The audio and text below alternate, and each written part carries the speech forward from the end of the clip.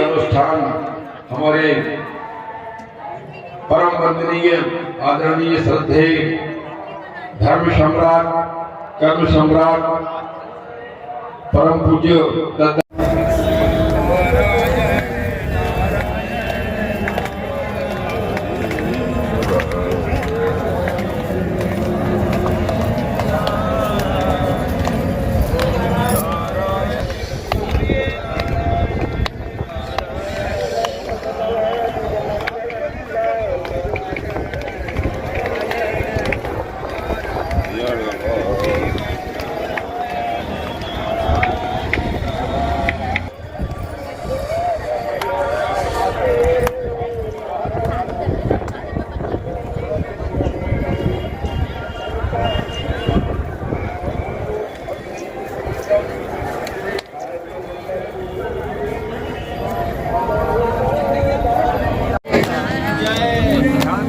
कमर को सीधी रखें और 2 अंगुलियां मध्यमा अनामिका अंगुष्ठ के सहारे बस जितनी आवे 2.25 ग्राम से 2.5 के बीच में वो सीधी कुंड में जाए, बीच में महेश पुष्टिवर्धनम उर्वारुम्यो वंदना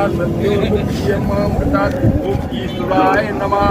श्री लक्ष्मी संज्ञात्रे पार्श्वे नक्षत्राणि रूपमिश्रौ व्यात्म निशाणा पूर्वशाण शर्मिणौ कमिशाण ओम उमायाः ओम यदिकन्दः प्रथमं जानपत्यस्य समुद्रादुर्वा खात् शेनस्पर्शा हरिरस्बाहु उपस्तुत्यं महि जातं ते अर्वन् ओम स्कन्दाय नमः। विष्णु गुरुराजमसी विष्णु हवे हवे शूरविन्द्रं भयामि शक्रं पुरुहुं स्वस्ति नो भगवान् इन्द्रः ओम इंद्राय स्वाहा ब्रह्म ज्ञानम्।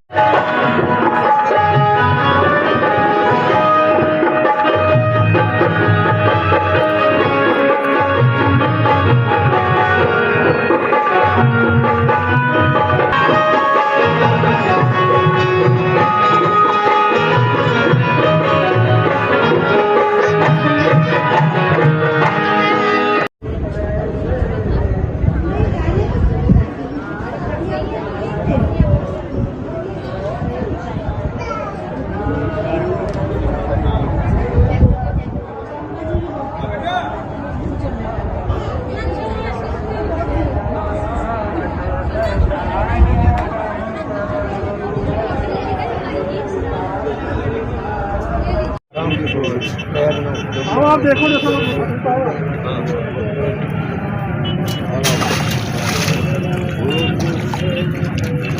भैया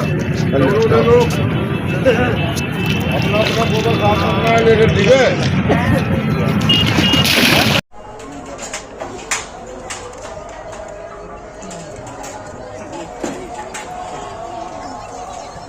जय श्री कृष्ण। आपकी उम्र लंबी है लला। आज बात वो आप आ गए, प्रभु की कृपा ऐसी भाई।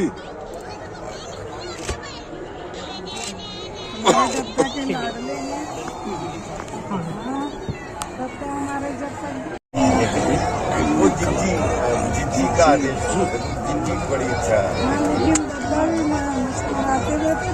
राम ने अगर शिवलिंग की स्थापना की तो दोनों एक दूसरे के पूरक थे, ठीक। और राम काज कीजे बिना मोह कहाँ विश्राम, ये बाबा भोलेनाथ की थी कि वो मेरे इष्ट हैं। और दूसरी तरफ शिवलिंग की स्थापना करके प्रभु श्री राम ने यही मांगा था।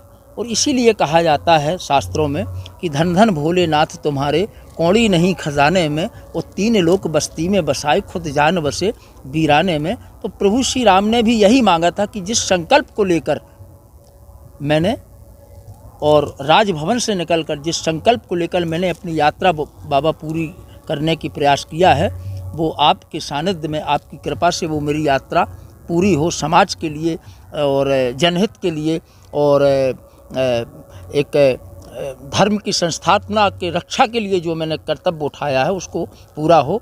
बस वही भाव लेकर दद्दा ने भी बाबा भोलेनाथ का निर्माण कराया और हम भी उसी दिशा में दद्दा का अनुसरण कर रहे हैं कि जिस भाव को लेकर राष्ट्र कल्याण, विश्व कल्याण, समाज कल्याण और परिवार के कल्याण को लेकर दद्दा ने एक पंडाल में सबको एक बना दिया।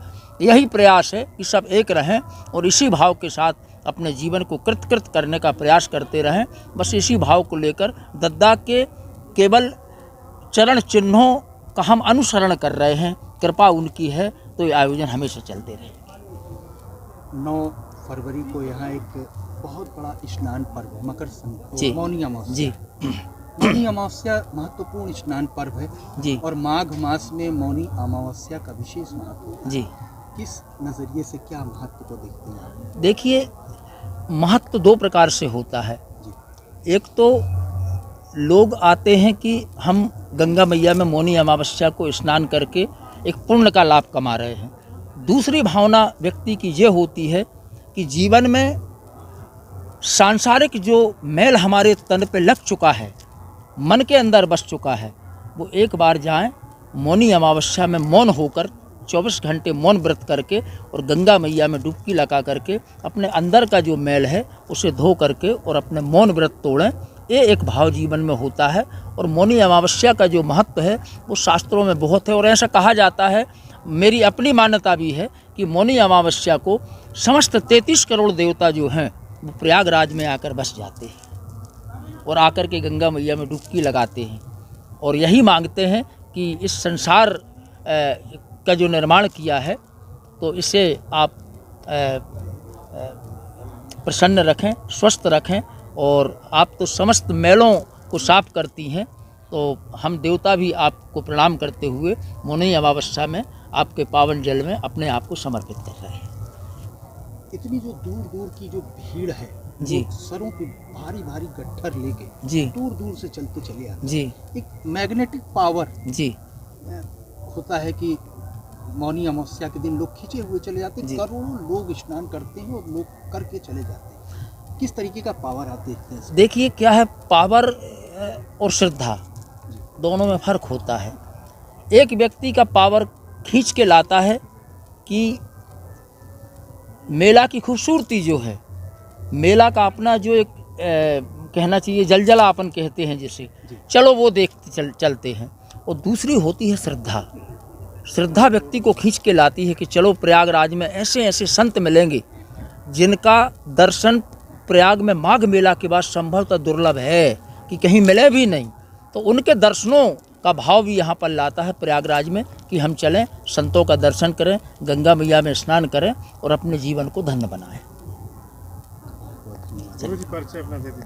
मैं अब परिचय के लिए तो ये मेरे लिए अपने आप में गौरव का विषय है कि दद्दा जैसे गृहस्थ संत का कुछ पुण्य जन्म के रहे होंगे कि मुझे पुत्र होने का गौरव प्राप्त हुआ है। तो उनके चरणों में ऐसा ही है कि हर जन्म में मुझे उनका यह स्थान प्राप्त होता रहे जीवन में और मैं उनका पुत्र हूँ। और सारे देश के गुरु भाई बहुत स्नेह प्यार से मुझे उन्हें हाथों में थामा है। तो मेरा नाम डॉक्टर अनिल शास्त्री है और गुरु परिवार के जो है सब राजपाल भैया बैठे, संतोष भैया सब खड़े हैं और बड़े स्नेह प्यार से बड़े भैया के नाम से मुझे संबोधित करते हैं। और बस इतना ही मेरा परिचय है। बाकी तो पूरा परिवार मेरे अपने आप में परिचय है, पूरा देश का गुरु परिवार है। देखिए, दद्दा जी केवल एक व्यक्ति नहीं थे, ये पूरा देश जानता है दद्दा जी एक व्यक्तित्व थे, लेकिन एक व्यक्तित्व में अनेकों व्यक्तित्व का समाहित था दद्दा जी के अंदर। दद्दा जी को अगर मैं कहूँ कि कलयुग में अगर गुरु शिष्य की परंपरा का कोई उदाहरण थे तो वो दद्दा जी थे, जिन्होंने अपने गुरु करपात्री जी महाराज के 11 संकल्पित 1.25 करोड़ यज्ञों के लिए परम पूज्य दद्दा ने अपना पूरा जीवन समर्पित कर दिया।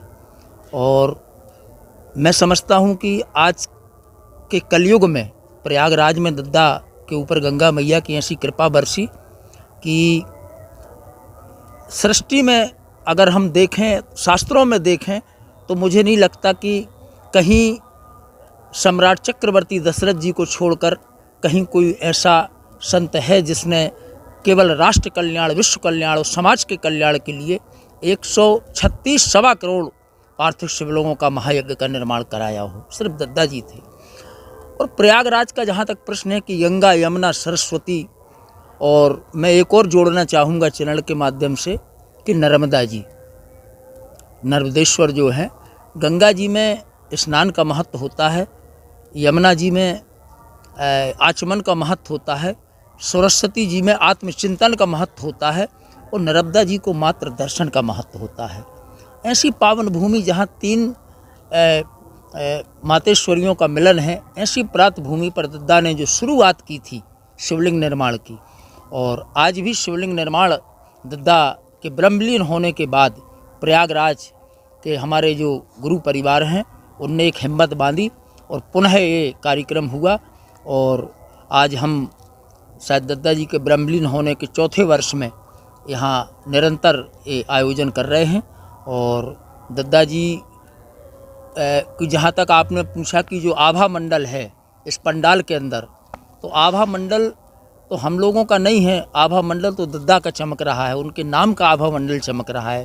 क्योंकि जीवन में पहचान हर व्यक्ति की ज़रूरी होती है। आप मेरे सामने बैठे हैं, आपकी पहचान है कि आप सारे देश की, चाहे वो राजनीतिक गतिविधियां हों, चाहे धार्मिक गतिविधियां हों, आपकी पहचान है कि आप उन्हें पूरे देश में ले जाते हैं। लोग आपके द्वारा जो चीज़ जाती हो उसे देखकर प्रसन्न होते हैं, परिचित होते हैं। दद्दा हम लोगों की पहचान है और हम लोगों को इस बात का गौरव है कि आज बड़े बड़े संत ये कहते हैं कि दद्दा शिव स्वरूप थे कलयुग की सृष्टि में। हम लोगों के लिए, देश के गुरु परिवार के लिए गौरव का विषय है। और हम यही चाहते कि गंगा मैया की ये कृपा रहे कि हमारे दद्दा का व्यक्तित्व, हमारे दद्दा का जलवा जो है, ना होने के बाद भी वो हैं। संत कभी जाते नहीं हैं, वो तो ब्रह्मलीन हैं, थोड़ी बहुत अलोप होते हैं। बाकी उनकी कृपा, उनका आशीर्वाद हम सब लोगों के साथ है और प्रयागराज के लोगों का हमेशा सहयोग रहा है। बस चैनल के माध्यम से ये कहूँगा कि एक भावना है, एक तैयारी है कि जो दद्दा ने यहाँ 1.25 करोड़ कुंभ में किया था, पूरा प्रयाग यहाँ पर आया था शिवलिंग निर्माण के लिए, राष्ट्र कल्याण और विश्व कल्याण के लिए। तो मैं यही आपके चैनल के माध्यम से एक बार फिर भेजना चाहूँगा कि 25 में जो महाकुंभ है, उस कुंभ में एक बार फिर हम 1.25 करोड़ पार्थिव शिवलिंग निर्माण, 108 श्रीमद् भागवत पुराण का आयोजन इस प्रयागराज की भूमि पर रखना चाहेंगे।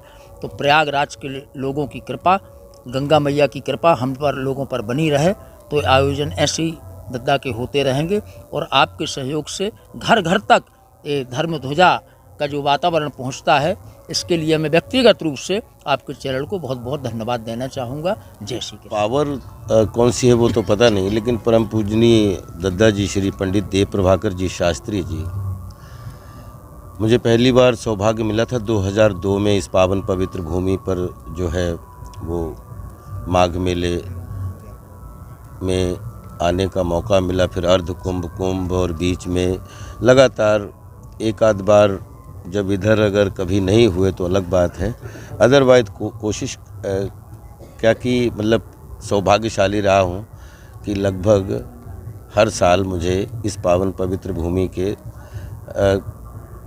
ऊपर माथा रखने का मौका मिलता है और मैं इसका बहुत एंजॉय करता हूँ। मुझे बहुत अच्छा लगता है क्योंकि ये पावर जिस क्या स्रोत क्या है वो तो बता पाना शब्दों के माध्यम से बड़ा मुश्किल है, लेकिन जहाँ पे एक नहीं हज़ारों संगम हो, हज़ारों मिलन हो, हज़ारों डुबकियाँ एक साथ हों, हज़ारों चिड़ियाँ एक साथ हों, हज़ारों विचारधाराएं एक साथ हों, हज़ारों विचार एक साथ हों। इसके बारे में कितना बोलूं, 4 घंटे भी बोलूं तो कम है। और इस पावन पवित्र भूमि से जब दद्दा जी के श्री मुख से हमेशा एक नारा निकलता था कि धर्म की जय हो, अधर्म का नाश हो, प्राणियों में सद्भावना हो, विश्व का कल्याण हो, सब सर्व समाज की जय हो, पूरे संसार की जय हो, पूरे देश की, दुनिया की, हर किचन की जय हो दद्दा जी के। और इस बात का पूरा प्रयागराज गवाह है कि पिछले 15-20 साल से जब 2020 में पूज्य दद्दा जी ब्रह्मलीन हुए तो एक बार थोड़ा सा मन कांपा कि अब ये नारे लगाने का मौका इस मंच पे कैसे मिलेगा। लेकिन मैं बहुत खुश हूँ और दद्दा जी की कृपा जितना भी नतमस्तक हूँ कम है कि हमारे परम पूजनीय बड़े भैया, हमारे अग्रज जो दद्दा जी के ज्येष्ठ पुत्र हैं श्री अनिल शास्त्री जी, उनके सानिध्य में जो है पूज्य दद्दा जी के विचारों का काफ़िला, उनके दिशाओं का काफ़िला, उनके जो कर्म थे दद्दा जी के कि कोई भी आता था, चाहे वो किसी भी, चाहे नेता हो, चाहे अभिनेता हो, चाहे उद्योगपति हो, चाहे वो समाज के किसी भी तबके का आदमी हो, अरे बेटा आपने शिवलिंग बनाए। तो शिवलिंग बनाने का जो दद्दा, चाहे प्रयागराज से कोई आए तो तुरंत, चाहे कोई एडमिनिस्ट्रेशन से आए, कहीं से भी आए तो दद्दा जी अपने श्री मुख से हमेशा उसको कि बेटा 11 शिवलिंग बना के जाना। तो ऐसा लगता है कि हमारी ज़िंदगी में विचारों की या हमारे व्यापार की या व्यवहार की, आचरण की, व्यवहार की जो भी लकीरें डिज़ाइन की हैं वो पिछले 20-22 साल में जो पूज्य दद्दा के दिशा निर्देशन में काम कर जो है एक धर्म करने का मौका मिला, एक सर्व समाज के लिए जीवन देखने का मौका मिला, मानवता के प्रति मौका मिला और जिसमें विश्व के कल्याण के नारों की गूंज देखी। तो आज मैं बहुत खुश हूँ और बधाई देता हूँ अपने पूरे दद्दा शिष्य मंडल के परिवार, गुरु परिवार के, कि पूज्य बड़े भैया श्री अनिल शास्त्री जी ने आज जैसे अपने श्री मुख से घोषणा की, बहुत खुशी हो रही है कि हम लोग ये माघ मेला में शिवलिंग निर्माण का तो मज़ा ले रहे हैं, लेकिन विश्व कल्याण हेतु अगले महाकुंभ में जो है हम लोग 1.25 करोड़ पार्थिव शिवलिंग निर्माण महारुद्र यज्ञ के रूप में 108 पुराण के माध्यम से, जैसा कि पूज्य बड़े भैया ने आपके चैनल के माध्यम से बताया, हम बहुत गदगद हैं और पूरे अपने देश और दुनिया के सारे गुरु भाइयों से ये प्रार्थना करते हैं कि इस बार महाकुंभ हो और महाकुंभ की शान जिस तरीके से पूज्य दद्दा के महाशिवलिंग निर्माण से होती है और पूरे प्रयागराज की पावन पवित्र भूमि पर धर्म की जय हो, अधर्म का नाश हो, प्राणियों में सद्भावना हो, विश्व का कल्याण हो, उस महाकुंभ में गूंजे, तो मुझे बहुत बहुत अच्छा लगेगा। और इसके लिए बस हम पे भी कृपा बनी रहे ताकि मैं इसका एक पात्र होके और अपनी सहभागिता निभा सकूं। और पूरे प्रयागराज के माघ मेला में आए हुए सभी श्रद्धालुओं को हृदय से नमन करता हूं, सभी संतों को नमन करता हूं, सारे प्रशासन को प्रणाम करता हूं और पानी पिलाने वाले से लेके पानी देने वाले तक सबके अपने अपने जो सहयोग हैं उनको सबको नमन करते हुए इस काफ़िले को देख के बहुत खुश हूँ और यहाँ आने का सौभाग्य मिला। और आज दद्दा शिष्य मंडल परिवार में बड़े भैया के सानिध्य में बैठे हुए आप लोगों के साथ में बैठने का मौका मिला। धन्यवाद। एक और बहुत अहम आपके सामने ही मौनी अमावस्या का जी स्नान पर्व भी है और आप भी यहाँ जब आते हैं तो एकदम आस्था में एकदम खो जाते हैं, तल्लीन हो जाते हैं। देखा गया है कि आप लंबे समय से आते रहे और पूरी आस्था और पूरे विश्वास के साथ यहाँ गंगा की रेती में, उसी रेती में मिल जाते हैं। तो किस तरीके से मौनी अमावस्या को आप देखते हैं? बहुत महत्वपूर्ण स्नान। जैसा कि देखिए बड़े भैया ने मौनी अमावस्या के बारे में बहुत विस्तार से आपको बताया और मैं हमेशा जो है मुझे इसका ये मालूम है कि मौन व्रत करके जो जिस अमावस्या पे कोई स्नान करता है तो उसके अंतर मन की बहुत सारी चीज़ों से खुद के प्रश्नों के उत्तर स्वयं में मिल जाते हैं। मैं इसमें बस इससे ज़्यादा कुछ जानता नहीं, मैं भी श्रद्धा से जो है डुबकी लगाता हूँ, क्योंकि हमारे दद्दा जी हमेशा बोलते थे कि बीज आप ज़मीन में कैसे भी डालो, आपको पता हो या ना पता हो, जब आप बढ़िया से खेती करके, श्रद्धा से खेती को नमन करके उसमें बीज डालते हो, उल्टा सीधा जैसा भी पड़ता है लेकिन उसका अंकुर ऊपर की तरफ ही फूटता है। तो बस इससे ज़्यादा मैं सोचना भी नहीं चाहता कि इससे क्या क्या फ़ायदे हैं, लेकिन मौनी अमावस्या में नहाने वाले जिसने भी इसमें नहाया है हमेशा कुछ ना कुछ दाल में नमक की तरह कोई सुख पाया है। मैंने भी कई बार पाया है, लेकिन शब्दों के माध्यम से बता पाना मेरे लिए बहुत मुश्किल है। और इसके लिए भैया, बड़े भैया जैसे विद्वान, यही इनकी जिम्मेदारी रहे, वही काफ़ी है।